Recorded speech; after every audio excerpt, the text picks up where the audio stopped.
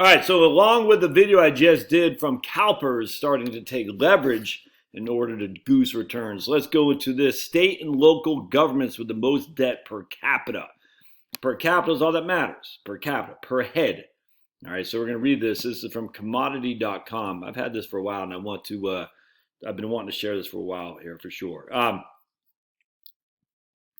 COVID pandemic has had enormous impacts on state and local governments by reducing tax revenue, causing widespread unemployment and increasing healthcare costs, and making this guy can't sit still. You got ants in your pants, dog.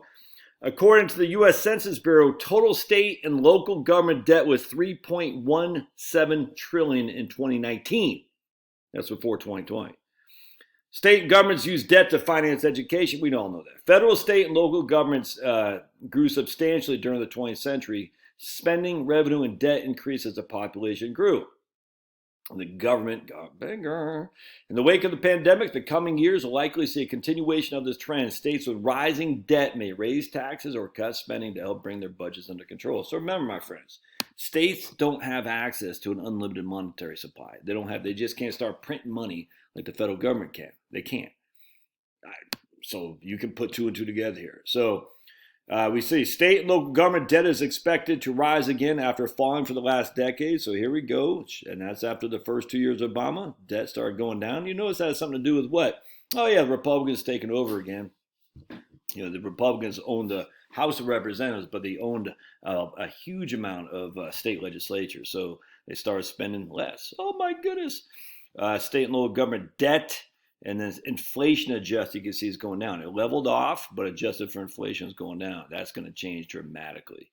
The amount of state and local government debt depends heavily on the population of the state, the amount of the employee retirement benefits, and the size of the social programs and tax revenue. New York has the most debt per capita, while California has the most debt overall. We just care about debt per capita. New York is also the highest of states ranked by welfare expenditure, though it's further down the list of states dependent on federal aid.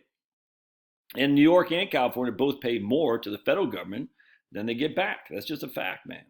And so be careful, you red staters. When the Democrats are pushing a tax increase, they're pushing on their own people by and large. So just keep that in mind. New York has the most debt per capita. Conversely, Wyoming has both the lowest amount of total debt and per capita debt as well, at only $2 billion or $3,400 per person. That's pretty good. So Wyoming is very well run, very small state, by the way. Only 500,000 people in the whole doggone state. It's funny about New York's welfare expenditures. I've done videos on this on Killer Cuomo. The number 2 line item was nursing home stuff, long-term care, Medicaid, because Medicaid, what's up, dog? And why do you think he put grannies with COVID into Medicaid facilities? Why do you think he did that? Come here, buddy. All right, so let's keep going. All right, so we got per capita, total state and local government debt per capita. There's New York. A lot of the blue states. Texas got a lot per capita. Here's Georgia, not so bad, 4K. Here's Alabama, Mississippi. There's Oklahoma, like that. Kentucky's bad. Here's Virginia, pretty well run. There's North Carolina, pretty well run relative to spending on debt per capita. Here's Montana, Idaho, Wyoming, Oklahoma, Mississippi, Georgia, North Carolina, and that looks pretty much about it. So it's good stuff there. Even Alaska is pretty heavy in debt. So property taxes aren't going down here anytime soon. Property taxes aren't going down there anytime soon. There's North Dakota, South Dakota, pretty well run. There's Washington, no state income tax. So say, oh, maybe you need a state income tax to decrease that amount of debt per capita. Then you look at New York, Massachusetts, Connecticut. They all have lots of debt per capita, and they all have a state income tax. All right. Let's see what we got here. Pennsylvania. Yeah, Pennsylvania is going to be blue right there. Is PA, that's for sure. The most debt per capita. Pennsylvania is number 15. Total state and local government debt as percentage of GDP is only, see, that's the thing, it's 15%. You know what the total federal debt as percentage of GDP is? About 125 in the United States. Isn't that interesting? Pennsylvania is in the top 15. Debt per capita, about $10,000 of debt per capita, per person. New Jersey, of course, comes in high. $10,384 of debt per capita. But look at this. Debt as a percentage of GDP is 15% PA and only 14% New Jersey. Texas, look at that. 16% of the total GDP is debt per capita. And that doesn't bother me so much just because everyone says debt per capita. If you got a growing economy as Texas does, you're going to increase your tax base. But that's still right there. $10,410 of debt per capita is bad. I just, you can't get too caught up in the debt as a percentage of GDP. I mean, you can, but a lot of people use that to say, oh my goodness, U.S. is going bankrupt. It hasn't. And you look at Japan, of course, it's twice what we have. Colorado, look at that. $11,000 of debt per capita. You notice anything along these states? Rhode Island, $11,000 debt per capita. 19% debt as a percentage of GDP. Woo! Kentucky, $12,000 debt per capita, 25% of the total debt as percentage of GDP. Oh my goodness. Washington State, $12,000 debt per capita, 15% debt as percentage of GDP. What's this state right here? Hawaii, 18% debt to capita, 12,000. North Dakota, there we go. So there's a red state, 12,000. All right.